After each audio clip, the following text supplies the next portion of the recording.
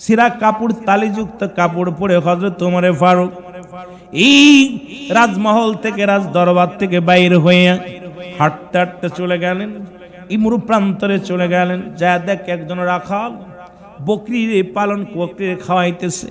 হযরত ওমর ফারুকের ক্ষুধা লেগে গেলেন, পিপাসা লেগে গেলেন। উনি হাঁটতে হাঁটতে যে রাখালকে ডাক দিলেন, ভাই রাখাল, এই বকরিগুলো তুমি লালন তুমি কি করো? এদেরকে তুমি পালন করো কি না? বলে হ।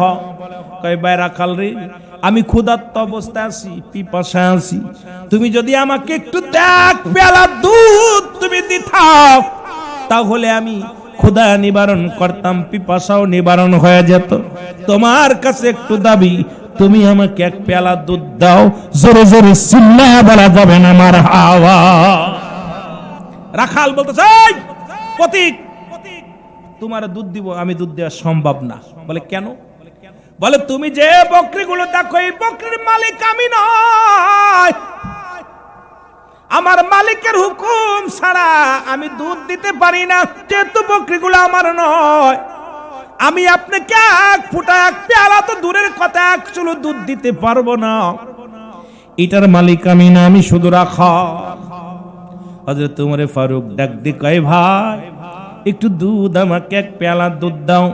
কয় তুমি কি জানো না এই রাজ্য শাসন করে হযরত ওমর ফারুক, আর যদি আমি এই মালিকের দুধ দহন করে তোমাকে দিই, খলিফা ওমর যদি শুনতে পারে আমাকে গর্দান কেটে ফেলবে, আমাকে নিস্তারে রাখবে না। তুমি কি জানো না হযরত ওমর ফারুক কোরআনের আইন দিয়া কোরআনের আইন চালু করেছে। হযরত ওমর ফারুক সংসার চালাই কোরআন দেয়া। সুতরাং যদি আমি তোমাকে পেয়ালা ভরে দুধ দিই, এর বিনিময় হযরত ওমর ফারুকের গোয়েন্দা বিভাগের লোক জানতে পারে আমাকে আস্ত রাখবে না, আমাকে চির বিদায় করে দিবে। জোরে জোরে চিল্লা বলা যাবে না আমার হাওয়া। আমার ভাইরা, আমার বন্ধুরা, আমার গভীর মনোযোগ। হযরত ওমর চিন্তা করে ডাকতে বলে, হ্যাঁ রাখাল, তুমি তোমার রব্বে কারীমকে এত ভয় পাও? বলো ও পথিক, তুমি জানো না এই দুনিয়ার মধ্যে হযরত ওমরের রাজ্যে কোনো ফাজলামি চলবে না, কোনো দুই নাম্বারই চলবে না। আর আমার মরতে হবে, রব্বে কারীমের কাছে ধরা পড়তে হবে, রব্বে কারীম আমারে ছাড়বে না। সুতরাং তুমি আমার সঙ্গে, তুমিও একটা চোর, আমাকে চোর বানাতে চাও, সুতরাং তুমি দূর হয়ে যাও, আমার সামনে থেকে দূর হয়ে যাও। আমার সঙ্গে আর এই রকম দুই নাম্বারি বুদ্ধি আমাকে দিও না, কারণ আমি নিজেও চুরি করব না, তোমার পরামর্শ আমি শুনবো না, তুমি দূর হয়ে যাও। আমাকে একটু দুধ দাও, খুব অবস্থা খুব খারাপ, তৃষ্ণা মিটাইতে হবে, তাহলে আমাকে একটু দুধ দাও। এবার ডাক দে রাখাল বলে, ও পথিক শুনে নাও, দুধ যদি দিতে হয় এখান থেকে 30 কিলো দূরে আমার মালিকের বাড়ি, এই বকরির মালিক যিনি, তার থেকে অনুমতি নিয়ে আসেন। এক পেয়ালা নয়, আপনাকে যতটুকু লাগে প্রাণ ভরে খাইব, আমার মালিকের হুকুম লাগবে, আমি আমানতের খেয়ানত করতে পারবো না। একটা সাধারণ রাখাল, তিনটা চরিত্র যার মধ্যে থাকবে, সে কোনো মুসলমান বলে পরিচয় দিতে পারে। নাম্বার 1 মিথ্যা বলা, নাম্বার 2 প্রতিশ্রুতি ভঙ্গ করা, নাম্বার 3 আমানতের খেয়ানতদারি। এই তিনটা চরিত্র যার ভিতরে থাকবে সে মুসলমান হবে। মুসলমান, এই পিছে কথা বলে কে? এই তিনটা চরিত্র যার মধ্যে থাকবে সে মুসলমান বলে দাবি করতে পারে। আসেনি আপনাদের ভিতরে? নাম্বার 1 মিথ্যা বলা, নাম্বার 2 আমানতের খেয়ানতদারি, নাম্বার 3 প্রতিশ্রুতি ভঙ্গ করা। এই তিনটা চরিত্র যদি থাকে আপনি মুসলমান বলে দাবি করতে পারবেন না। এটা আমাদের মৌলবীর ভিতরে অনেক আছে। দাওয়াত নিছি, সময় সুমি দেখছি আর এক জায়গায় হাদিয়া বেশি, কই যে ভাই আজ জাতি হইতেছি না, বউ মরে গেছে। ঠিক অসংখ্য, এখন তো মিথ্যার একটা কারখানা বাইর হইছে মোবাইল, ঠিক কি না? এখন ভাই কুদ্দুস ভাই, ভাইদান কত দূর? আরে ভাই আমি তো বিপদে আছি, আসতে পারতেছি না। দেখা যায় আর এক জায়গায় মাহফিলে পৌঁছে গেছে, এনে সেটা হাদিয়া অনেক বেশি। যে বলেন ঠিক কিনা? অবস্থা খুব খারাপ, খুব অবস্থা খারাপ। সমস্ত পাপের মা হলো মিথ্যা। আর মিথ্যা বলা কি কবিরা গুনাহ? কি গুনাহ? জোরে বলেন না, কি গুনাহ? কবিরা গুনাহ। আল্লাহ রাস্তায় তো নওগার মানুষ বালা, মিথ্যা খুব কম বলে। আমার ভাইরা, আমার বন্ধুরা, আমার প্রতীক হযরত উমর ফারুক বলতেছিলাম ছদ্মবেশী গো। উনি বলতেছে তুমি কি বলতে চাও বলো, যদি আপনার দুধ খাইতে হয় আমি আমার মালিকের হুকুম ছাড়া এক ফোঁটা দুধ দিব না। মালিকের বাড়ি 30 কিলো দূরে, যদি ওখান থেকে অনুমতি নিয়ে আসেন প্রাণ ভরে আপনাকে খাওয়াইবো। উমরে ফারুক ডাক দে কয় রাখাল রে, ওই 30 কিলো গেলে আমি তার জানে বাঁচবো না, ওর চাইতে তুমি এই কিছু নেও, আমার একটু দুধ দাও। আবারও তখন উনি ক্ষিপ্ত হইয়া, রাখাল ক্ষিপ্ত হয়ে উমরকে একটা গালি দিছে, বেটা মানে ধমক দিয়ে কথা বলতেছে। খলিফা উমর আর আমাদের দেশে ভাই চিন্তা করছেন, যিনি প্রধান রাষ্ট্র পরিচালনা করতেছেন তাকে একজন সাধারণ রাখাল উনি ধমক দিতেছে। ধমক খেয়ে রাখাল উমর ফারুক নিরাপত্তা পালন করছে। কইছে ভাই আপনি সারা জীবন রাখালিগিরি করলেন, তা বিনিময়ে আপনার কোনো মনে আশা টাশা নাই? কইছে আমার 2টা আশা আছে। কয়টা আশা? জোরে বলেন না, কয়টা আশা? আপনার কি ধনী হওয়া, রাখালি করে কয়টা পান, এতে কি হবে? আপনার কি কোনো স্বপ্ন? রাখাল রাখাল বলতেছে তুমি কি বলতে চাও প্রতীক? কইছে ভাই না বলতেছি আর কি। তা কইছে আমার 2টা আশা। কি আশা? 1 নাম্বার মৃত্যুর পরে যেন আল্লাহ আমার জান্নাত দেয়। 2 নাম্বার হলো এই রাজ্যে, আমার রাজ্যে খলিফা হযরত উমর ফারুক তার সঙ্গে দেখা করতেছে। 2টা আশা, আমার কোনো আশা টাশা নাই। হযরত উমর ফারুক ডাক দে বলে রব্বে কারীম, তুমি এই রাখালকে তুমি জান্নাত দিয়ে দিও।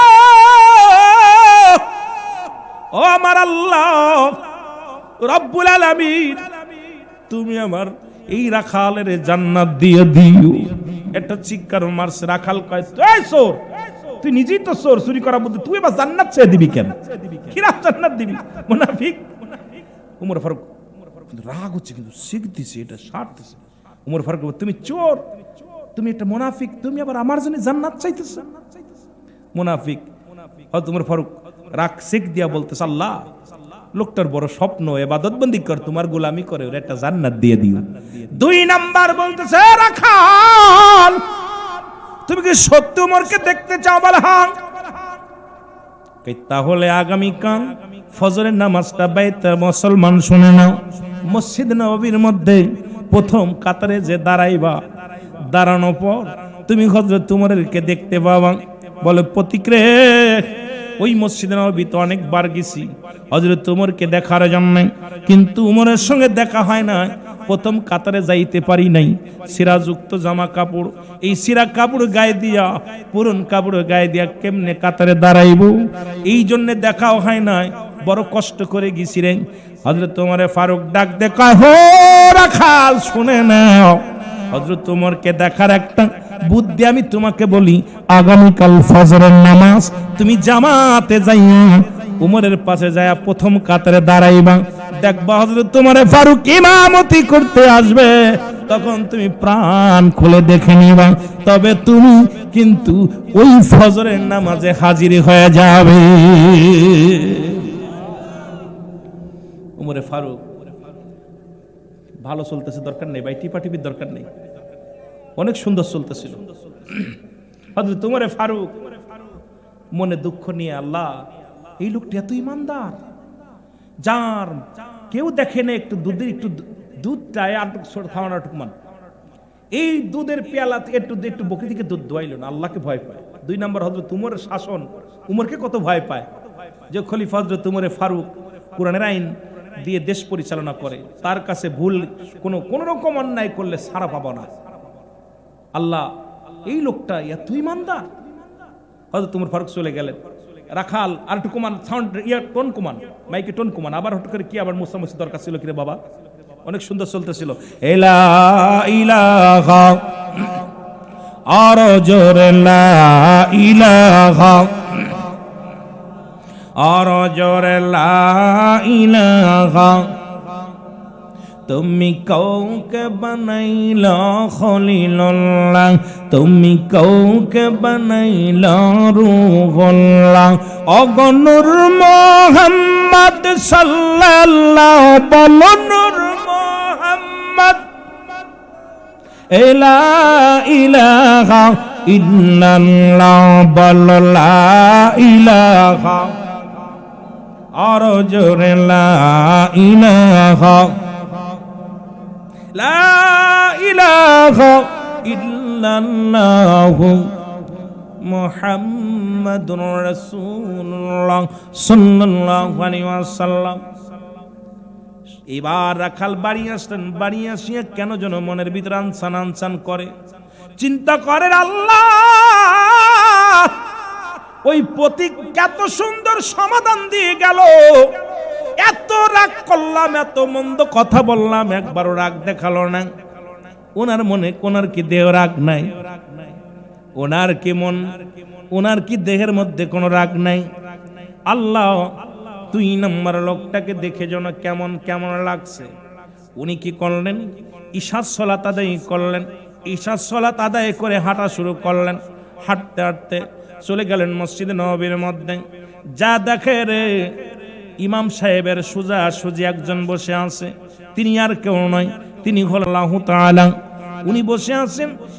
যুবক বন্ধুরা, নবীজি বলে গেছেন, নবীজি যখন নামাজ আদায় করতেন নবীর সোজা সুজি বসতেন হযরত আবু বকর সিদ্দিক রাদিয়াল্লাহু তাআলা। হযরত আবু বকর যখন ইমামতি করতেন তার পাশে বসতেন হযরত উমরে মুসলমান হযরত উমরে ফারুক রাদিয়াল্লাহু তাআলা। যখন হযরত উমরে ফারুক রাদিয়াল্লাহু তাআলা ইমামতি করতেন ওনার পিছে থাকতেন হযরত উসমান গনি রাদিয়াল্লাহু তাআলা।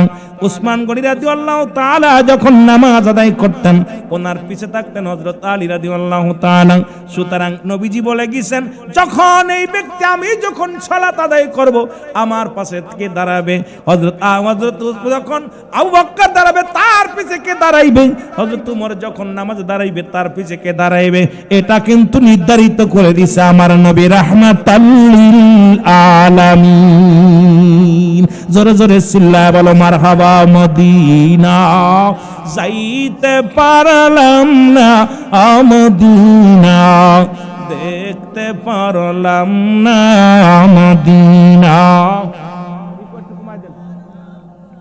মদিনা দেখতে পারলাম না, মদিনা দেখতে পারলাম না, মদিনা। মদিনার নাম কত মধু,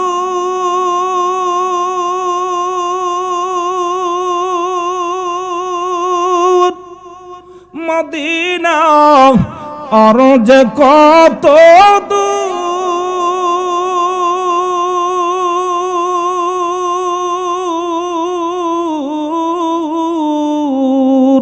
ওই মদিনার পথের দুলি, ওই মদিনার পথের দুলি মাখতে পারলাম না, মদিনা যাইতে পারলাম না, মদিনা। একটু মহব্বতে বলেন মদিনা যাইতে পারলাম না, মদিনা। আমি অসহায় তাই এত দূরে রই, বলো অসহায় তাই এত দূরে রই, দূর থেকে সালাম জানাই, বলো দূর থেকে সালাম জানাই, মদিনা যাইতে পারলাম না, মদিনা। আরো জোরে জোরে বলেন মদিনা যাইতে পারলাম না, মদিনা। মদিনার নাম কত সুন্দর, মদিনা কেরসে অন্তর।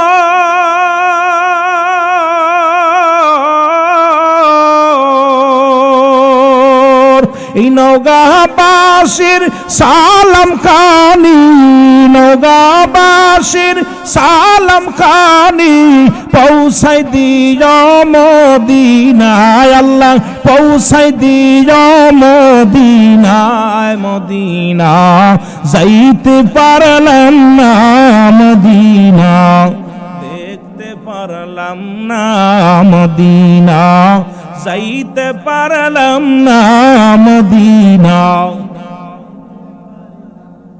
এ আমার ভাইরা, আমার বন্ধুরা, আমার খলিফা হযরত উমর ফারুক এই যে কথা বলে দেওয়ার পরে রাখাল মসজিদ নববীর মধ্যে চলে গেলেন।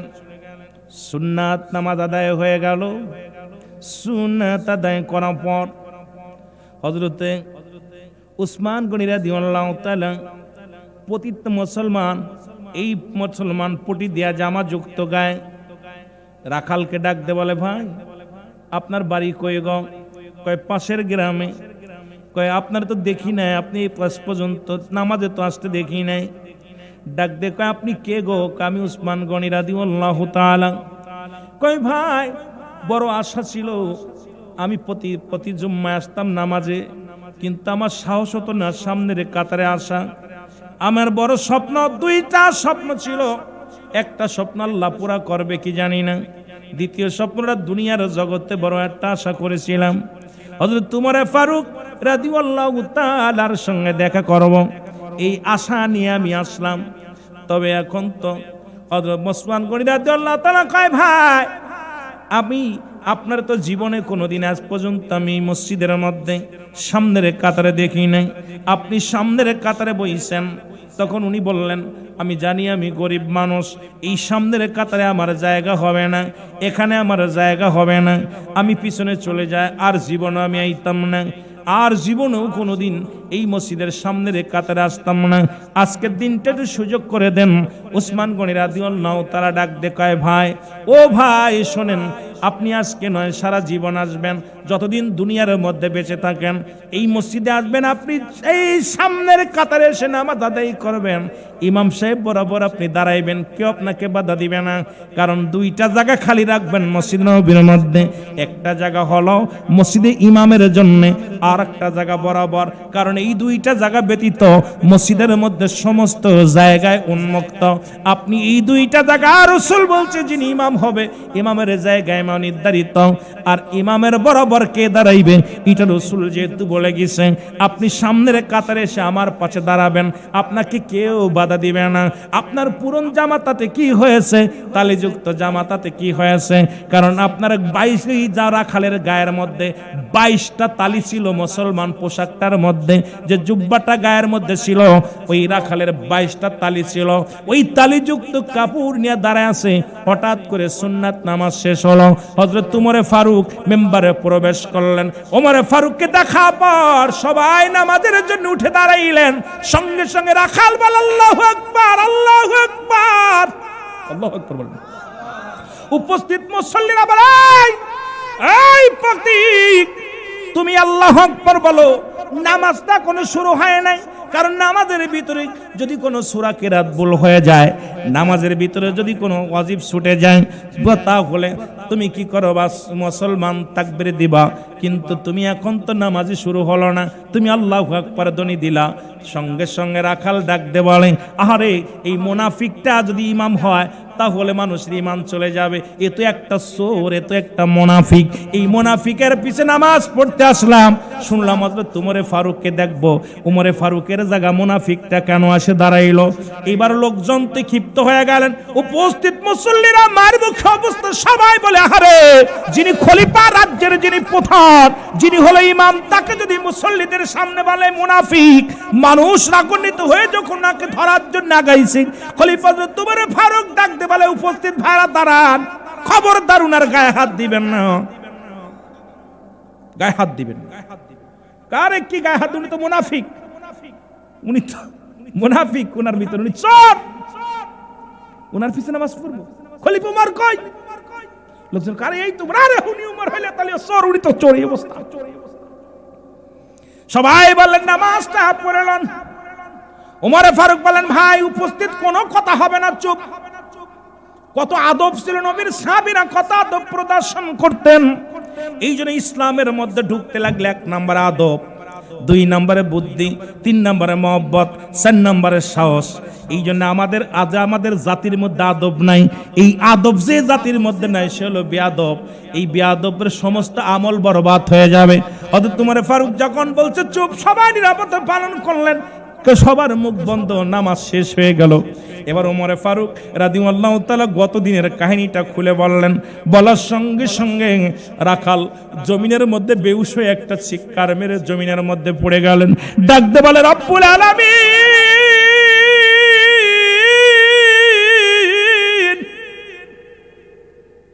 আমি দেশের যিনি প্রধান আল্লাহ, সেই উমরকে আমি মুনাফিক বলেছি, উমরকে আমি চোর বলেছি, নিশ্চিত আমার ঘরে ধান কাটা পড়বে। এটা চিন্তা করে আল্লাহু আকবার বলে জমিনের ভিতরে বেহুশ হয়ে গেলেন। ওমরে ফারুক নিজেই তাকে হাতাশিং করে উঠাইলেন, উঠায় বুকের মধ্যে টেনে নিলেন, নিয়ে বললেন, ও ভাই তুমি এত ভীতু কেন? বলে, আমি আপনার সঙ্গে বেয়াদবি করেছি। ওমরে ফারুক বলে, ভাই আপনি বেয়াদবি করেন নাই, আপনি ঈমান, আপনার ঈমান। আপনি যে আমি উমরকে এত, উমর কোরআনকে ভয় পান, উমর যে কোরআনের আইন দিয়ে দেশ পরিচালনা করে, উমর যে সত্য ইসলাম দিয়ে দেশ পরিচালনা করে, সেটা আপনি বুঝতে বাকি নাই। যদি আজকে ছদ্মবেশে বাইরে না যেতাম তাহলে আমি বুঝতে পারতাম না। সুতরাং আপনি সাধারণ একজন রাখাল হয়ে কোরআনকে কত ভয় পান, হযরত উমর ফারুককে কত ভয় পান। কারণ হযরত উমর ফারুক কোরআনের আইন মানে বলে তাকে এত ভয় পান। সুতরাং আপনি আমার বুকে থাকার কথা, আপনি আমার বুকের মধ্যে আসেন, আপনি আমার বুকের মধ্যে আসেন। আর রব্বে কারিমের কাছে দোয়া করি আল্লাহ যেন আপনার দ্বিতীয় আশাটাও পুরা করে, যেন ইন্তেকালের পরে রব্বুল আলামিন আপনাকে একটা জান্নাত দান করে। জোরে জোরে চিল্লায় বলেন মারহাবা। একটু মহব্বতে চিল্লায় বলেন আল্লাহু আকবার। আমার মনে বড় আশা ছিল যাব মদিনায়, বল মনে বড়। এর মক্কাওয়ালা মদিনাওয়ালা, মক্কাওয়ালা মদিনাওয়ালা, একবার আমায় দেখা দাও। আমার মনে বড় আশা ছিল যাব মদিনায়, বল মনে বড়। এই আরব সাগর পাড়ি দিব, নাই তো মোদের তরি,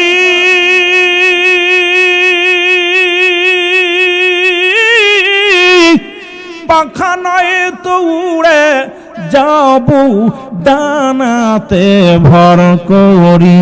এই আশায় আছে সম্বল নাই, বলো আশায় আছে সম্বল নাই, করি কেউ পায়।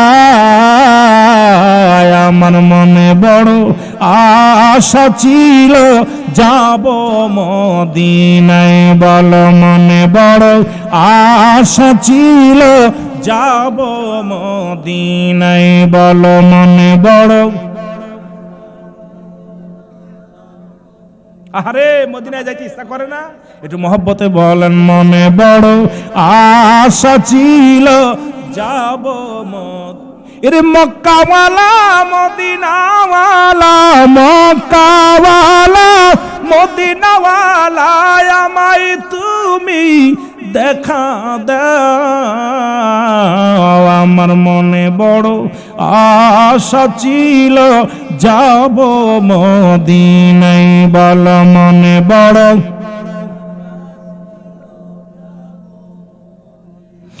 আরব সাগর পাড়ি দিব, নাই তো মোদের তরি,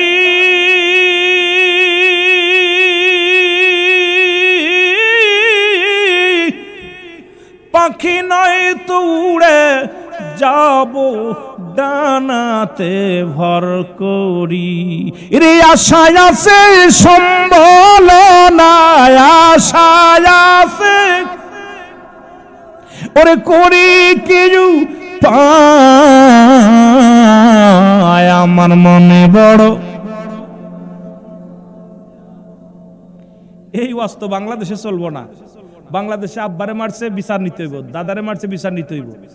আর যদি কোন নেতারে আপনাদের এমপি যদি গালি দেওয়া যায়, ও আমার খুন না করে ছাড়তো না। কি ঠিক কি না? মাফ করার মতো জ্ঞান, মাফ করার মতো মন নেতারও নাই, মৌলবীরও নাই। জোরে বলেন ঠিক কিনা? দেখেন এত বড় একজন নেতা, তাকে মুনাফিক বলল, চোর বলল, সে তাকে বুকে টেনে নিল। ঠিক মুসলমান আবার কয়েকদিন পরে হযরত ওমর ফারুক রাতের অন্ধকারে রওনা দিয়ে দিলেন। যাইতে যাইতে একটা নির্জন এলাকার মধ্যে যায় দেখে একটা ঘর, জীর্ণ শীর্ণ ঘর। এই ঘরের মধ্যে সালাম দিছে, আসসালামু আলাইকুম হালাল বাইত। ভিতর থেকে এক বুড়ি, জীর্ণ শীর্ণ বুড়ি, গায়ে গোস্ত নাই, ভিতর থেকে বাইর হইছে, আয়া কাঁপতে কাঁপতে বাইর হইছে। হযরত ওমর ফারুক বলছে, মা, ও বুড়ি মা, তুমি ঘরের মধ্যে আসো, জীর্ণ শীর্ণ ঘর। কয়, বাবা কি করব, খাবার নাই ঘরের ভিতরে, খুব খেয়াল করবেন, কিচ্ছু নাই বাবা, বসে আছি। কয়, বাবা এই আপনি অবস্থার আপনার ছেলে মেয়ে নাই? কয়, বাবা কিচ্ছু নাই, ছেলে মেয়েও নাই, কেউ নাই, আমি একা মানুষ, ওই গ্রামে গ্রামে ঘুরে কিছু পাই, এখন যাইতেও পারি না, অসুস্থ হয়ে গেছি, কেউ কিছু দেয়ও না। কয়, মাগো তোমার রাজ্য চালায় কিনা? কয়, রাজত্ব হযরত ওমর ফারুক চালায়। কয়, ওমর ফারুক রাজ্য চালায়? মাগো ওমর ফারুকের কাছে গেছিলা কোনোদিন? খুব খেয়াল করবেন। বুড়িমা বলতেছে, কেন আমি ওমরের কাছে যাব? যেহেতু আমি তার রাজ্যের একজন সাধারণ নাগরিক। খুব খেয়াল করবেন, ওমর ফারুক হলো এই রাজ্যের রাজা, প্রধান, আমি তার কাছে কেন যাব? সে আমার খোঁজ নিব। সুবহানাল্লাহ বলেন না? খুব খেয়াল করবেন। ওমর ফারুক বলতেছে, মা, আপনি ওমর ফারুকের কাছে গেছিলেন? কেন যাব বাবা? সে তো একটা বাটফার, সে তো আল্লাহর, আমি আল্লাহর আদালতে মামলা দিলাম, কিয়ামতের ময়দানে আমি আল্লাহর কাছে জবাব দিই, আল্লাহর কাছে নালিশ দিব যে ওমর ফারুক আমার খোঁজ খবর নেই। আল্লাহু আকবার বলেন না? ওমর ফারুক থরথর করে কাঁপা শুরু করছে। খুব খেয়াল, খলিফা হযরত ওমর ফারুক থরথর করে কাঁপতেছে। কাঁপা দিয়ে বুড়ি মা বলছে, বাবা তুমি কাঁপো কেন? মা গো, আপনি ওমরের বিরুদ্ধে যে অভিযোগটা করলেন, আপনি কি ওমরকে চেনেন? কয় না। আপনি কি ওমরের কাছে কোনোদিন সাহায্য চাইছেন? বলে না। কোনোদিন গিয়েছেন? বলে না। ওমর, বাবা গো, যেহেতু আমার রাজ্যে ওমরের শাসনভার, ওমরের এই ক্ষমতার মালিক ওমর, খলিফা ওমর, আমি যে গরিব মানুষ, কেন সে খবর নেয় না? আমি অসহায় মহিলা, আমি আল্লাহর আদালতে মামলা করব, কিয়ামতের ময়দানে রব্বে কারিমের কাছে বিচার চাবো, হয়তো তোমারকে যেন আল্লাহ মাফ না করে। খলিফা ওমর সঙ্গে সঙ্গে পকেট থেকে 40টা মোহর বাড়ি করলেন। মোহর বাড়ি করে বুড়িমাকে দিয়ে বলে, মা, এই নাও 40টা মোহর, আর এই নাও চামড়ার একটা কাগজ। এই চামড়াটা দিলেন। মা গো, এই মোহর পেয়ে কি তুমি খুশি? বলে, বাবা খুশি হয়েছি। তাহলে এই কাগজের মধ্যে তুমি লিখে দাও, আমি কিয়ামতের ময়দানে ওমরের বিরুদ্ধে কোনো অভিযোগ করব না। কয়, বাবা রে, কেন তো আমি করব না? তোমার আরো মোহর লাগলে বলো মা। ও মা, তোমার আরো 40টা মোহর যদি লাগে আমি তোমাকে দিব, তবে উমরের বিরুদ্ধে অভিযোগটা আল্লাহর দরবারে করো না। আল্লাহর আদালতে যদি তুমি মামলা দাও, তখন উমর ধরা পড়ে যাবে। খলিফা ওমর আল্লাহর দরবারে কৈফিয়ত দিতে পারবে না, যেহেতু আপনার খবর নিতে পারে না, এই জন্য উমরের ব্যর্থতা। তখন উমর, হযরত ওমর ফারুক নিজের পরিচয় দেয় নাই। নিজের পরিচয় না দিয়া বলে, বুড়িমা, এই 40টা মোহর তুমি নাও। 40টা মোহর নিয়া বুড়িমা লিখে দিলেন, আমি উমরের বিরুদ্ধে কোনো অভিযোগ আল্লাহর দরবারে করব না। সঙ্গে সঙ্গে ওমর ফারুক ডাক দিয়ে কয়, বুড়িমা, তুমি যার বিরুদ্ধে অভিযোগ করতে চেয়েছিলে আল্লাহর দরবারে, আমি সেই আর কেউ নয়, আমি এই স্বামীতে ছদ্মবেশী পাগল, ছদ্মবেশী প্রতীক, আমি হলাম খলিফা হযরত ওমর ফারুক। সঙ্গে সঙ্গে বুড়িমা কাঁপন শুরু করছে। এত বড় গালি তারে দিলাম, এত কথা তারে শোনাইলাম, যিনি রাষ্ট্রের প্রধান, যিনি দেশ পরিচালনা করেন, তিনি আর কেউ নয়, হযরত ওমর আমার ঘরের মধ্যে হাজির হয়ে গেছে। খলিফা হযরত ওমর ফারুক ডাকতে বলে, মা, মা গো, এই রাজ্যে যদি একটা প্রাণী যদি মারা যায় না খেয়ে, এই রাজ্যে যদি কোনো ব্যক্তি অসুস্থ হয়ে মারা যায়, আমি ওমর রব্বে কারিমের কাছে জবাব দিতে পারবো না। সুতরাং মা গো, তুমি যদি আমার বিরুদ্ধে অভিযোগ করো গো মা, আমার আল্লাহ আমারে ছাড়বে না। এই কারণে মা গো, তুমি যদি পারো মা গো, আমি প্রতি সপ্তাহে সপ্তাহে তোমার বাড়িতে আসবো, মাসে মাসে আসবো মা গো, তোমার খবর নিব, তোমার যাওয়া লাগবে না। আর আমাদের এমপির বাড়িতে কাপড় আনার জন্য মানুষ পায়ের তলে পড়ে মারা যায়। আমাদের মন্ত্রী এমপিদের বাড়িতে 2 কেজি চাউলের জন্য দরখাস্ত করা লাগে, ঘুষ দেওয়া লাগে। আইরে দেশের মুসলমান, দাড়ি টুপি মাথায় দিয়া, দাড়িও আছে, মুখে টুপু আছে মাথার মধ্যে, তারপরও এমপি সাহেব ঘুষ ছাড়া চলে না। এমপির পিএস, এতদিন পিএস লাগে না, এখন পিএস লাগে। মুসলমান তার উপদেষ্টা লাগে, মন্ত্রীর উপদেষ্টা লাগে। আইরে দেশ চালাবো কার দিয়া রে মুসলমান? এই জন্য এমন শাসক আমাদের দরকার।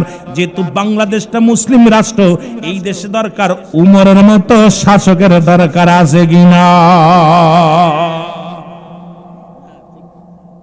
বড় কষ্ট আমাদের মন্ত্রীগুলো, চেয়ারম্যানগুলো, মেম্বারগুলো যদি একটু খবরে নেয়, কিছু দেওয়ার দরকার নাই।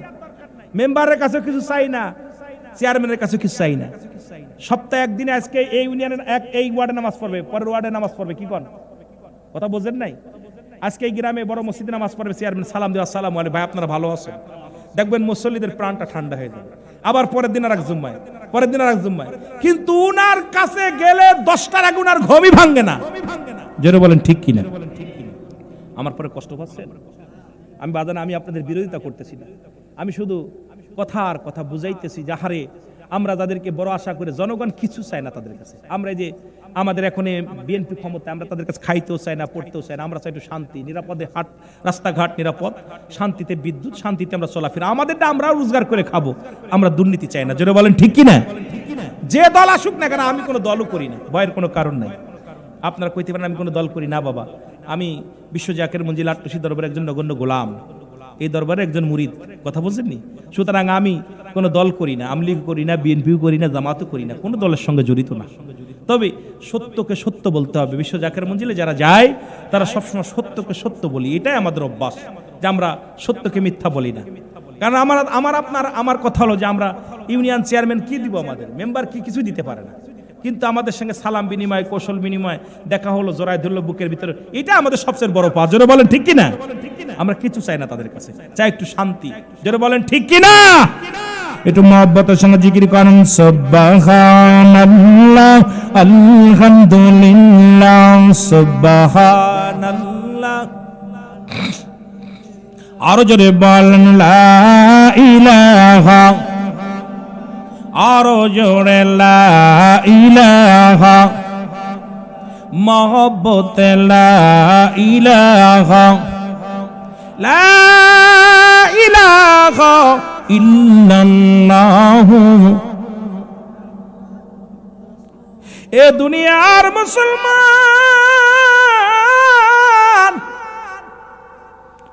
এবার খলিফা হযরত ওমর ফারুকের কদমে এক বৃদ্ধা, দুজন পুত্র তার সন্তানকে হাত ধরে টানতে টানতে নিয়ে আসলেন। খুব খেয়াল, এবার হাত ধরে টানতে টানতে নিয়ে বলে, আমিনুল মুমিনিন খলিফা হযরত ওমর ফারুক, আমি আমার ছেলেটাকে নিয়ে আইছি বিচার করার জন্য। কারে নিয়ে আইছি? ছেলেরে। কারে? ছেলে। খলিফা হযরত ওমর ফারুক ডাকতে বলে, বাবা, আপনার ছেলের বিচার করবেন আমার কাছে কেন? বলে, আমার ছেলে 3টা অপরাধ করেছে। কয়টা অপরাধ? যারা বলেন কয়টা? 3টা অপরাধ করেছে। নাম্বার 1, 1 নাম্বার, আমার ছেলে মানুষ হত্যা করেছে, এই মহাপাপ করেছে। নাম্বার 2, সে মাদক সেবন করে, গাঁজা মদ ইয়াবা পান করে। নাম্বার 3, সে জিনাকারী। এই 3টা বিচার আমি বাবা হইয়া আপনার কদমের মধ্যে আনছি, বিচার করা লাগবে। বাপে বিচার চাই ছেলের জন্য। খলিফা হযরত ওমর ফারুক ডাকতে বলে, বৃদ্ধা, কি তোমার ছেলে? বলে, জি আমার ছেলে। বলে, কি করা লাগবে? বলে, বিচার করা লাগবে। কি করা লাগবে? বিচার করা লাগবে। বলে, বালক, তোমার বাবা উনি কি তোমার বাবা? বলে, জি আমার বাবা। বলে, তুমি কি জানো না আমি উমরকে দেখে মানুষ ভয়ে থরথর করে কাঁপে? তুমি যে 3টা অভিযোগ আমার কাছে নিয়ে আসছে, 1 নাম্বার অভিযোগ তুমি নাকি জিনা করো। বলে, জি হুজুর। কি কয়? জি হুজুর। তুমি কি জানো জিনার শাস্তির বিধান? বলে, না। জিনার শাস্তির বিধান হলো, যদি কোনো অবিবাহিত পুরুষ, অবিবাহিত নারী, খুব খেয়াল, অবিবাহিত নারী, অবিবাহিত পুরুষ যদি জিনা করে, শাস্তির বিধান হলো 40টা মুসলমান 100 ডুরা তার গায়ের মধ্যে মারতে হবে। যদি সে কয়েকটা ডুরা মারার পরে যদি মারা যায়, মারা যাওয়ার পর এই বাকি ডুরাগুলো তাকে গোসল করাতে হবে, গোসল করে কাফন পরাইতে হবে। কাফন পরানোর পর এরপরে তারে কি করতে হবে? কবর দিতে হবে। কবর দেওয়ার পর বাকি যে বেতের আঘাতগুলো থাকবে কবর উপরে তারে বেতের আঘাতগুলো করতে হবে। এটা হলো ইসলামের বিধান। খলিফা হযরত উমর ফারুক বলে, বাবা যদি অবিবাহিত হও এর বিধান হলো এটা। 2 নাম্বার, যদি কোনো বিবাহিত পুরুষ বিবাহিত নারী যদি জিনা করে, খুব খেয়াল করবেন নওগাঁর মানুষেরা, আজকে বাংলাদেশে জিনা ব্যভিচার যেভাবে বাড়ছে, আজকে পর্দার বিধান আজকে আমাদের মধ্যে নাই, না থাকার কারণে আজকে এত পরিমাণ আজকে জিনা ব্যভিচার বাড়ছে।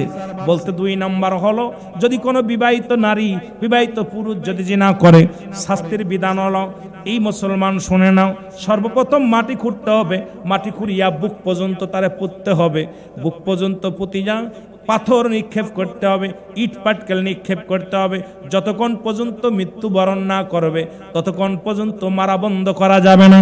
যখন নিশ্চিত হয়ে যাবেন মারা গেছে, মারা যাওয়ার পর এবার মাটি খুঁড়ে তারে তুলতে হবে, জমিনের ভিতর থেকে তুলতে হবে, তুলিয়া দিবালয়ে মানুষের সামনে কুকুর শিয়াল দিয়ে লাশটা খাওয়া দিতে হবে।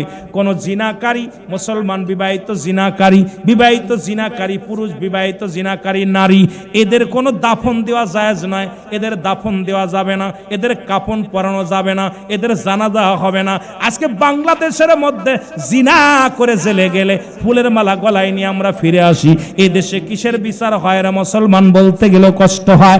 আমার দেশে অনেক অসংখ্য মানুষ বলৎকার, হাজার হাজার হাজার হাজার আলেমরা আছে, যত বড় কুতুব হোক, যেটা হারাম সেটা হারাম, হারামকে হারাম মানতে হবে, হারামকে হালাল বলার একটার কারণ নাই। সুতরাং জিনা যে করবে শাস্তির বিধান হলো, একটা বিচার যদি নওগাঁর জমিনে হতো, আপনার নওগাঁর জমিনে যদি একটা বিচার করা যেত, আই নওগাঁর জমিনে জিনা ব্যভিচারের চিরতরে পালায়া যেত। জোরে বলেন ঠিক কিনা? বউ থুয়ে বিদেশে যায় আর বউ পাওয়া যায়। এই যুবকেরা শোন, কোন বিবাহিত নারী বিবাহিত পুরুষ জিনা করলে তার দাফন দেওয়া যাবে না, কাফন দেওয়া যাবে না, জানাজা হবে না, তাকে দিবালয়ে কুকুর শিয়াল দিয়ে খাওয়াই দিতে হবে। একটা বিচার করেন না? ওই মৌলভী সাহেব একটা বিচার করো। কিন্তু অবিবাহিত থাকা, আলহামদুলিল্লাহ, অবিবাহিত থাকলে আল্লাহ তারে মোটামুটি তার জানাজাটা পাবে। অবিবাহিত নারী পুরুষ জিনা করলে সে জানাজা পাবে, কাফন পাবে, দাফনও পাবে। কিন্তু এমন আঘাত আমার দেশে বিচার নাই। সবাই ইসলামী রাষ্ট্র চায়, ইসলামী কায়েম চায়, ইসলাম শাসন চায়, কোরআনের শাসন চায়, কিন্তু প্রতিনিয়ত দেখছে অনেক হুজুর জিনা করতেছে। আর কিসের হুজুর, কিসের পীর সাহেব, কিসের মৌলবী, কিসের মুন্সি, দেখার সময় নেই। কোরআনের আইন যেটা বলছে সেটা পালন করতে হবে। জোরে বলেন ঠিক কিনা? হযরত উমর ফারুকের সন্তান জিনার অপবাদ দেওয়ার পর নিজে ডুরা মারছে, সঙ্গে সঙ্গে মারা গেছে। সন্তান মারা যাওয়ার পর নিজের ছেলেকে নিজে পিটায় মেরে ফেলেছে। যখন জিনার অপবাদ আছে, উমরের কাছে আসলো, হুজুর আপনার ছেলে জিনা করছে। হযরত উমর ফারুক কি করছে? নিজের সন্তানকে ডুরা মারা শুরু করছে। কয়েকটা মারা পর মারা গেছে। মারা যাওয়ার পর উনি কি করছে? তাকে কাফন পরাইছে, দাফন দিছে, জানাজা পর দাফন দেওয়ার পর বাকিগুলো কবর উপরে মারছে নিজের ছেলে। আর আজকে আমার দেশে ছেলে জিনা করছে, বাপে উকিলের কাছে যায়, টাকা দিয়া উকিলের কাছে, উকিল সাহেব আমার ছেলের বাঁচান।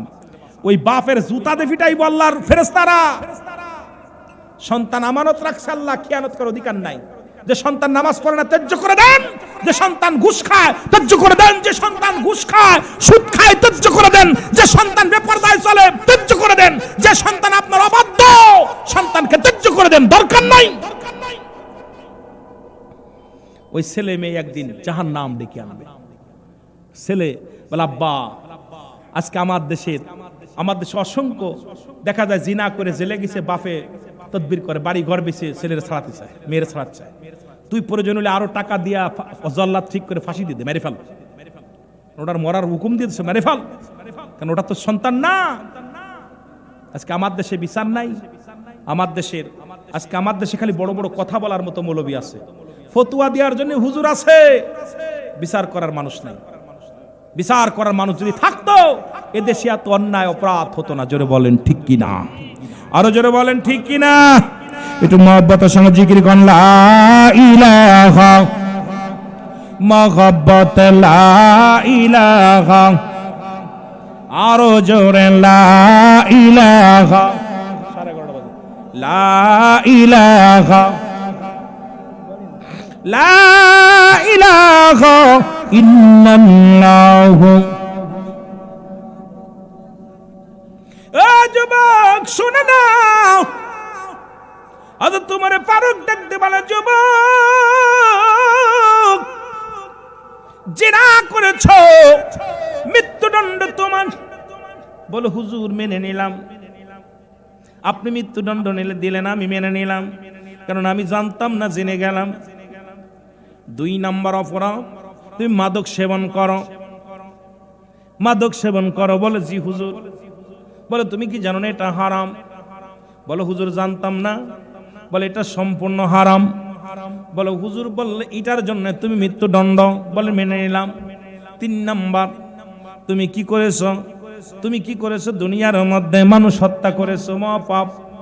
মানুষ হত্যা করেছো, এর জন্য তোমার মৃত্যুদণ্ড। বলে হুজুর মেনে নিলাম। 3টা বিচার মেনে নিল। নেওয়ার পর খলিফা তোমার ফারুক ডাক দে, বলে যুবক তোমার 3টা রায় হয়ে গেল, 3টা রায় তুমি মেনে নিলাম। বলে হুজুর আমি জানি আপনি ন্যায় পরায়ণ বাদশা, আপনার কাছে কোনো অন্যায় বিচার হয় না, সুতরাং আপনি যেটা করেছেন ন্যায় করেছেন। আপনার কথার উপর দিয়ে কথা বলার ক্ষমতা আমার নাই।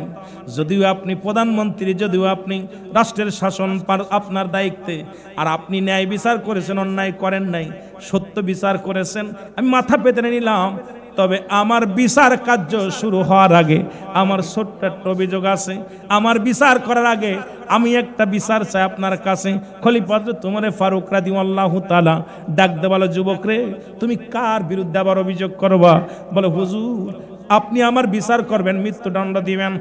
আমার মৃত্যুর আগে আমি আপনার কাছে ছোট্ট একটা দাবি করব, আমার বিচারের আগে আমার বাবার বিচারটা করা লাগবে। জোরে জোরে চিল্লা বলা যাবে না আল্লাহু আকবার। কথা কি বোঝেননি? হুজুর ফাঁসি দেবেন মানছি, শিরচ্ছেদ করেন মানছি, সব মানছি, কিন্তু আমার বিচারের আগে আমার আব্বার বিচারটা করা লাগবে। খলিফা তোমার ফারুক ডাকতে বলে যুবক তুমি কার বিরুদ্ধে অভিযোগ করো? তুমি তোমার বাবার বিরুদ্ধে অভিযোগ করো। উনি তোমার জন্মদাতা পিতা। বলে জি হুজুর আমার জন্মদাতা পিতা। তুমি তোমার বাবার বিরুদ্ধে অভিযোগ করো? বলে আমিনুল মুমিনিন আমি জানি আপনি ন্যায় পরায়ণ বাদশা, আমি জানি আপনি ন্যায় বিচার করবেন, এই জন্য আমি আপনার কাছে বিচারের দাবি করলাম। আপনি বিচারটা করবেন কি করবেন না আপনার ব্যাপার। 1 নাম্বার দাবি আমার কার্যকর হওয়ার আগে, আমার শাস্তি কার্যকর হওয়ার আগে আমার বাবার বিচারটা যদি হতো সবচেয়ে আমি বেশি খুশি হতাম। সুবহানাল্লাহ বলেন। খলিফা তোমার বলে যুবক তোমার বাবার বিরুদ্ধে কি অভিযোগ বলো? বলে 1 নাম্বার অভিযোগ আমার আব্বা জানেন। 1 নাম্বার অভিযোগ সে আমাকে একটা ভালো মা দেয় নাই। আজকে নষ্ট হওয়ার মূলে আমাকে একটা ভালো মা দেয় নাই। আমার পর্দারে যারা মা আছেন আমার মারা একটু আওয়াজ শুনবেন, কান দিয়ে আওয়াজ শুনবেন। ডাক দে বলে 1 নাম্বার অপরাধ আমার আব্বার, সে আমাকে একটা ভালো মা দেয় নাই। আমার মা যিনি গর্ভে ধারিণী মা, সেই মা হলো একজন জিনাকারী। সেই মা হলো মানুষের বেগানা পুরুষের সঙ্গে চলাফেরা করে, সেই মা বেপরদায় চলাফেরা করে। সুতরাং 1 নাম্বার অপরাধ করেছে আমার আব্বা, সে আমাকে একটা আদর্শবান মা দেয় নাই। এই জন্য আমি যুবকদের হাতে পায়ে ধরে বলে যাই, ও যুবক যারা বিয়ে করিস নাই তাদের পায়ে ধরে বলে যায়, বিয়ের আগে হলো একজন রিক্সা চালকের মেয়ে বিয়ে কর। ভ্যান চালক যে মেয়েটা 5 ওয়াক্ত নামাজ আদায় করে, যে মেয়েটা পর্দার বিধান মেনে চলে, যে মেয়েটা কোরআন শরীফ পড়তে পারে, যে মেয়েটা আর উলঙ্গ হয়ে রাস্তায় ঘোরে না, যে মেয়েটা পর্দা ছেড়ে বাইরে যায় না, যে মেয়েটা মার্কেটে একা করে না, যে মেয়েটা বেগানা পুরুষের পাঁচ গুড় করে না, যে মেয়েটা পুরুষের ন্যায় চলে না, এমন একটা জীবন সঙ্গিনী যদি তুমি পাও এই দুনিয়ার মধ্যে, তোমার মতো ভাগ্যবান পুরুষ, তোমার মতো জান্নাতি পুরুষ এই দুনিয়ার মধ্যে আর কেউ নাই। জোরে জোরে চিল্লায়া বলা যাবে না সুবহানাল্লাহ। এ যুবক সুতরাং 1 নম্বর অপরাধ আমার বাবার, সে আমাকে একটা ভালো মা দেয় নাই। হ্যামোলিয়ান না, লেপনিয়ান না, কে যেন বলেছে তোমরা আমাকে একটা আদর্শবান মা দাও, আমি একটা শিক্ষিত জাতি দিব। সুতরাং যদি একটা ভালো মা পাওয়া যায়, সৎসঙ্গে সর্ববাস, সৎসঙ্গে সর্বনাশ। আজকে আমাদের বাবাগুলো লালন পালন করার জন্য বেশি ভূমিকা নয়, মায়ের ভূমিকা বেশি। আজকে আমাদের মা বোনেরা দেখবেন বেগানা পুরুষের সঙ্গে চলাফেরা, বাজার ঘাট করে পুরুষের মতো, চলাফেরা করে পুরুষের মতো। তাদের চলা চলতি পর্দার বিধান নাই। নামাজও যেমন ফরজ, পর্দাও তেমনি ফরজ। নামাজ যেমন ফরজ, পর্দাও তেমনি ফরজ। এখন হুজুরের বাড়ি পর্দা নাই, পীর সাহেবের বাড়ি পর্দা নাই। পীর সাহেবের মেয়ে যায় আরেকজনের লগে বাইর হইয়া, পীর সাহেবের বউ বেড়ায় আরেকজনের লগে ঘুরে বেড়ায়। পীর আলেমের বউ বেড়ায় আরেক জায়গা, আলেমের বউ নিজে করে মার্কেট, পীর সাহেবের বউ করে মার্কেট, পীর সাহেবের মেয়ে করে মার্কেট, পীর সাহেবের মেয়ে যায় মঞ্চ বেগানা পুরুষের সঙ্গে চলাফেরা। আজকে কারে দিয়ে আজকে সমাজ বাঁচাবেন? আজকে আপনাদের কথা বলবো না। আমরা আলেম সমাজ নিজেদের কন্ট্রোল করতে পারি না, তাহলে অন্যদেরকে কি করে বলবো? জোরে জোরে বলেন ঠিক কিনা?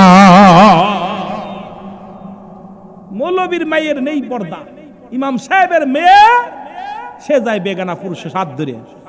মৌলবীর মেয়ে চলে যায় অবস্থায়, কি অবস্থা, বুরকা পরে টিকটক করে বেড়াচ্ছে। কথা বুঝেন? কারে দিয়ে আপনি সোজা করবেন, করে দিবেন কথাগুলো। সমাজ বাঁচাতে হলে 2 নম্বর অপরাধ, আমার আব্বা 2 নম্বর অপরাধ, সে আমাকে ভালো একটা নাম দেয় নাই। আমার নামটা দিছে লালটু বল্টু, কত কিছু মুসলমান ইসলামের জন্য। ইসলাম আমার নবীজি বলছে, যখন সন্তান দুনিয়ার মধ্যে আগমন করবে, এই সন্তান যখন দুনিয়ার মধ্যে আগমন করবে 7 দিনের একদিন আগে নাম রাখা দূরত্ব নয়। কিন্তু আমার দেশের এমন অবস্থা, সন্তান পেটে আসা আলতাসন করে দেখে ছেলে হবে না মেয়ে হবে। এখন বিয়ের রাত্রে নাম রাখা শুরু, বিয়ের রাত্রে নাম রাখা হয়ে যায়। ডাকতে বলেন, বিবি বলে স্বামীরে, যদি আমার একটা মেয়ে হয় নাম রাখবো কারিনা। যদি একটা স্বামী কয় না আমার একটা ছেলে হবে নাম রাখবো শাহরুখ খান। এখনো মিলন হয় নাই, নাম রাখা কমপ্লিট। কথা বুঝছেন? এই সন্তান ভালো হইব? কোনদিন হইব? এই জন্য রাসূল বলছে, সন্তান যখন দুনিয়ার মধ্যে আগমন করবে, যদি ছেলে সন্তান হয় 7 দিনের একদিন আগে নাম রাখা দূরত্ব নয়, 7টা দিন অতিবাহিত হবে। তখন তার নখ কাটবেন, চুল কাটবেন, সুন্দর করে গোসল করাবেন। এরপরে যদি মুসল ছেলে হয়, ছেলে সন্তান হলে 2টা পশু প্রাণী কুরবানি করবেন, মেয়ে হলে একটা। এরপরে সুন্নাতে রাসূল হলো 7 দিনের একদিন আগে নাম রাখা দূরত্ব নয়। কিন্তু আমার দেশে দেখা যায় আলতাসন করে নাম রাখছে, 7 মাস হয়েছে আলতাসন করছে, কয় পেটের ভিতর নড়াচড়া করে মেয়ে, নাম রাখা কমপ্লিট। পেটের ভিতর নড়াচড়া করে ছেলে, নাম রাখা কমপ্লিট। এই সন্তান যত বড়ই আলেম হোক, ও হবে জিনাকারী, বলৎকারী। ও মেয়ে যতই পর্দাশীলতা হোক, ও বাবার মুখ হাসাবে, বাবার মায়ের মুখ হাসাবে। কারণ রাসূলের সুন্নাত তরিকায় সন্তান আসে না। কোন মৌলবী ফতোয়া দিতে পারবে না? এই মৌলবীরা একটা মৌলবী ফতোয়া নিয়ে 7 দিনের একদিন আগে নাম রাখা দূরত্ব নয়। রাসূল বলতে সুন্নাতে রাসূল তরিকা, সুন্নাত তরিকায় যদি সন্তান দুনিয়ার মধ্যে আনতে হয়, আপনার ছেলে মেয়ে হওয়ার পর 7 দিনের আগে একদিন আগে নাম রাখা যাবে না। কিন্তু আমরা আগেই কমপ্লিট, কি নাম রাখবো, কি নাম রাখবো? কথা বুঝেননি? সন্তান দুনিয়া আসবে, যদি আকিকা নাও করতে পারেন, 7টা দিন অতিবাহিত হবে, তাকে পুত পবিত্র গোসল টোসল করায়, তারপরে সুন্দর একটা নাম একটা আলেমের সঙ্গে পরামর্শ করবেন, নিজে সুন্নাত তরিকায় ভালো একটা নাম কোরআন হাদিস ঘেটে এটা সুন্দর একটা নাম রাখবেন। কথা বুঝেননি? কিন্তু আমাদের দেশে কয়টা মানুষ নাম রাখছে? আমাদের মুরব্বীরা আগে বুঝতো না, আমরা তো এখন বুঝি। এখন এইগুলো আলোচনাগুলো করলেও অনেকের গায়ে লাগে। এখন দেখেন বড় আলেমও 2 নাম্বারই করে, কারণ ওই যে ভিতরে কিছু ভুল আছে, গোড়ার ভুল ছিল, ভুলের ভিতরে ছিল। ওই জন্য সুন্নাতে রাসূল হলো 7 দিনের একদিন আগে নাম রাখা দূরত্ব নাই। 3 নাম্বার অপরাধ, 3 নাম্বার অপরাধ হলো আমার মা বাবা আমারে কোনো ইসলামের জ্ঞান শিক্ষা দেয় নাই। 3 নাম্বার অপরাধ আমার আব্বার, কারণ আমি হারাম হালাল বুঝি না, আমি ভালো মন্দ বুঝি না। সুতরাং হুজুর 3 নম্বর অপরাধ আমার আব্বা মার, সে আমাকে কোন ইসলামের জ্ঞান দেন নাই। আপনার ছেলে যখন দুনিয়ার মধ্যে ছেলে হোক আর মেয়ে হোক, যখন জন্মগ্রহণ করবেন, তাকে নামাজের নিয়ম কানুন শিক্ষা দিবেন, হারাম হালাল বুঝার শক্তি দিবেন। কিছু কোরআন হাদিস শিক্ষা দিবেন, কিন্তু এই সন্তান বড় হয়ে এসপি হোক, ডিসি হোক, মন্ত্রী হোক, আর যাই হোক না কেন, এখানে আমাদের দেশে অসংখ্য আছে। কোথায়? ইবতেদায়ী মাদ্রাসা। আমার দেশে অসংখ্য মাদ্রাসা আছে, ফুরকানি মাদ্রাসা। একজন আলেম দিয়া তাকে কোরআনের জ্ঞান দিবেন, তাকে হাদিসের জ্ঞান দিবেন। এরপরে যদি ওই সন্তান অন্যায় করে, এর জন্য দায়ী আপনি হবেন না। কিন্তু আপনারা ইঞ্জিনিয়ার বানানোর জন্য চেষ্টা করেন, ডিসি বানানোর জন্য চিন্তা করেন, মন্ত্রী বানানোর জন্য চেষ্টা করেন, কিন্তু একটা সন্তানকে কোরআনের জ্ঞান শিক্ষা দেওয়ার জন্য আপনারা চিন্তা করেন না। খোদার কসম, আল্লাহর কসম করে বলি, রব্বে কারিমের দরবার থেকে সারা পাওয়া সম্ভব হবে না। যুবক বলতেছে, হুজুর 2-3 নম্বর অপরাধ আমার আব্বা মা, তারা আমার এখন ইসলামের জ্ঞান শিক্ষা দেয়নি। ওই ছেলে মেয়ে ওই ফের আল্লাহর কাছে ফেরেশতারা যখন মালিক ফেরেশতা যখন ধরে ধরে জাহান্নামে নিবে, আফসোস করে, মা ফেরেশতা আমাকে একটু সুযোগ দাও। আমার আব্বা নামাজ পড়তো, আব্বা কোরআন জানতো, আমাদেরকে শিক্ষা দেয় নাই। আব্বা মা আসুক। আব্বা মা যখন সামনে আসবে, বুকের ভিতরে লাথি মারবে, বাপ মা বুকে লাথি মেরে সন্তান জাহান্নামে চলে যাবে। এই জন্য সন্তান যখন আসবে, আপনি তাকে সর্বনিম্ন কয়েকটা সূরা শেখাবেন, 6টা কালেমা শেখাবেন, 5টা কালেমা শেখাবেন, সূরা কিরাত শেখাবেন, যার দ্বারা সে দৈনন্দিন জীবনে 5 ওয়াক্ত সালাত আদায় করতে পারে, হারাম হালাল বুঝতে পারে। এই জন্য প্রতিটা সন্তান যখন মেয়ে হোক আর ছেলে হোক যখন আসবে, তখন খলিফা হযরত উমর ফারুক রাগান্বিত হয়ে বিদ্যার দিকে তাকালেন। বিদ্যা, তোমার সন্তান নষ্ট হওয়ার জন্য তুমি দায়ী। বিদ্যা তখন থরথর করে কাঁপতেছে, বলে, আমিনুল মুমিনিন, আমাকে আপনি মাফ করেন, আমাকে তওবা পড়ায় দেন, আল্লাহ যেন আমাকে মাফ করে। তখন খলিফা হযরত উমর ফারুক বিদ্যা এবং তার সন্তানকে তওবা করায় দিলেন, যে তোমরা তওবা করো, রব্বে কারিম যদি ক্ষমা করে তাহলে কতই না মহান, তোমরা তওবা করো সে রব্বে কারিমের দরবারে। এই জন্য আমাদের যাদের সন্তানাদি এখনো যারা বিয়ে শাদী করছেন বা করেন নাই, অনুরোধ করব, সন্তানাদি যখন আসে, এই যারা বিয়ে করেন নাই, 1 নাম্বার চিন্তা থাকবে আপনাদের মাথায় যে একজন ভ্যান চালক, রিক্সা চালক, যাই হোক না কেন, এই জন্য 5টা গুণের গুণান্বিত নারী বিয়ে করতে বলছে। কয়টা নারী? জোরে বলেন কয়টা? আরো জোরে বলেন কয়টা? 1 নাম্বার গুণ হলো, 1 নাম্বার গুণ ভালো করে খেয়াল করবেন, সতীত্বর আমানতদারি। 1 নাম্বার 5টার গুণের গুণান্বিত নারী বিয়ে করতে বলছে ইসলাম। তার মধ্যে 1 নাম্বার হলো সতীত্বর আমানতদারি। আমার দেশে সতীত্বর আমানতদারি কয়টা মেয়ে আছে জানি না। খালাতো ভাই, মামাতো ভাই সর্বনাশের মূল। জোরে বলেন ঠিক কিনা? খালাতো ভাইয়ের মুখ দেখা হারাম, মামাতো ভাইয়ের মুখ দেখা হারাম, চাচাতো ভাইয়ের মুখ দেখা হারাম, ফুফাতো ভাইয়ের মুখ দেখা হারাম। হারাম হারাম হারাম। কোন মৌলবী যদি হালাল বলে, আমি তাকে সামনে দেখতে চাই। কোন মৌলবী আসেন? আসেন, চলে আসেন। কারণ শরিয়াতের দৃষ্টিতে খালাতো ভাই, মামাতো ভাই, চাচাতো ভাই, জেঠাতো ভাই, এদের চেহারা দেখা হারাম। কিন্তু আমরা এই যে এই যে রুইত চলে গেল, খালাতো ভাই রাত ধরে নিয়ে চলে যাচ্ছে, মামাতো ভাই রাত ধরে চলে যাচ্ছে, ফুফাতো ভাই রাত ধরে চলে যাচ্ছে, যাদের সঙ্গে দেখা দিয়ে হারাম, দেওরের মুখ দেখা হারাম। এগুলো যদি আমরা বলি, তাহলে এখন ইসলাম যদি বলি, খালি মাজারের বিরুদ্ধে লাগেন, আর খালি দরবারের বিরুদ্ধে লাগেন, আর হলো পীরেদের বিরুদ্ধে লাগেন। কয়টা ফতোয়া দিচ্ছেন হুজুর, ভালো করে শোনেন। আজকে বেগানা নারী চেয়ারা লয়া টানাটানি করতেছেন, যা শুরু করছেন সব এগুলো জবাব দিবেন কেমনে করে? খালি পীরেদের বিরুদ্ধে লাগেন, আপনাদের কাজ হলো খালি পীরের বিরুদ্ধে লাগা, আমার বলি আল্লাহদের সাধক ব্যক্তির পিছে লাগা। এটা আমাদের দেশের অবস্থা হলো খারাপ। আমার বাবারা, এই হলো যেটা বলতেছিলাম। 1 নাম্বার হলো সতীত্বের আমানতদারি, 2 নাম্বার হলো পর্দাশীলতা নারী, 3 নাম্বার হলো আমলদারি নারী, 4 নাম্বার হলো গুণবতী রূপবতী নারী, 5 নাম্বার হলো আদর্শবান বাবা মায়ের সন্তান। এখন আজ থেকে আমরা প্রতিজ্ঞা করব যে সে ভ্যান চালক, রিক্সা চালক, যা দিন মজুরি হোক, তার মেয়ে বিয়ে করব। কোনো ঘুষখোর, সুদখোরের মেয়ে বিয়ে করব না। এই গ্রামে কেটা কেটা সুদ খায় আপনারা জানেন না? কেটা কেটা ঘুষ খায় জানেন না? কেটা কেটা কি করে আপনারা জানেন না? তো জীবন চলে যাবে, এদের সঙ্গে কোনো আত্মীয়তা নাই। আমার মাদেরকে বলবো, যারা মারা আসছেন, যারা বিয়ে করেন নাই, মার কাছে দাবি করবেন একজন রিক্সা চালক, ভ্যান চালকের সঙ্গে বিয়ে পড়বো, তবু হারাম খোরের লগে নয়। যারা হারাম খায়, বসেন। আল্লাহ কবুল করবো, জান, আল্লাহ কবুল করুক। হারামখোর কথা বুঝেননি? এই আমার মাদের কাছে দাবি কর, মা তোমরা দাবি করবা যে বাজান, দাদির কাছে বলবা, মার কাছে বলবা, বাবার কাছে বলবা, বাবা একজন দিন মজুরির লগে বিয়া দাও, একজন দিন মজুরির লগে বিয়া দাও, কোনো দুঃখ নাই।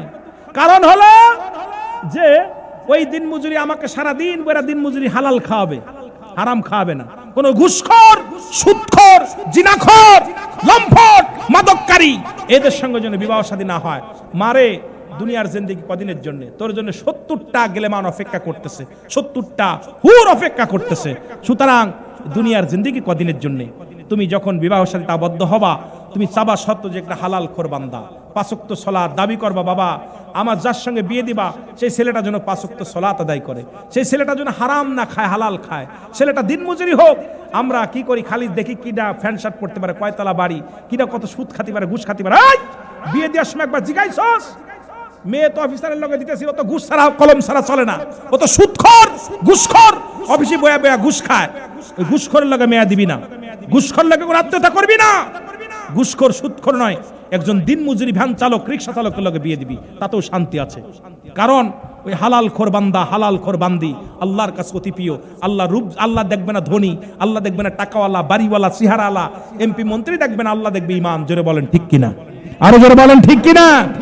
এই জন্য আমার মা চাষিদের কাছে অনুরোধ করে যায়, যাদের কন্যা সন্তান আছে আপনারা খেয়াল করবেন, আপনার বাবারা এই জন্য দুনিয়ার মধ্যে আল্লাহ প্রিয় ব্যক্তিদের সঙ্গে আত্মীয়তা করবেন, সম্পর্ক রাখবেন। আল্লাহ আমাদের বুঝার তৌফিক দান করুক, সকলে বলেন আমিন, আরো জোরে বলেন আমিন। আমার বাবারা, রাত 12টা বাজতে চললো, আর মাত্র 10 মিনিট আছে, সুতরাং আপনাদেরকে নিয়ে আলোচনার 11:30 শেষ করতে চেয়েছিলাম। আপনারা কি কিয়াম করেন? কিয়াম করেন? কথা বলেন না কেন? হ্যাঁ করেন না, আমিও করতে রাজি না। আপনাদের সাথে ফেতনা, এটা মুস্তাহাব আমল, করলে সব আছে, না করলে গুনাহ নাই। এটা নিয়ে ফেতনা কোথাতে আসি নাই, কথা বোঝেননি? কারণ এটা ফরজ না, এটা হলো ফরজ না। কারণ হলো কিয়াম করা ফরজ নয়, এটা মুস্তাহাব আমল, করলে সব, না করলে গুনাহ নাই। আমি এমন কোনো কাজ করা যাবে না সমাজের মধ্যে, কারণ আপনাদের এলাকায় অনেক আলেম আসে নাই, কারণ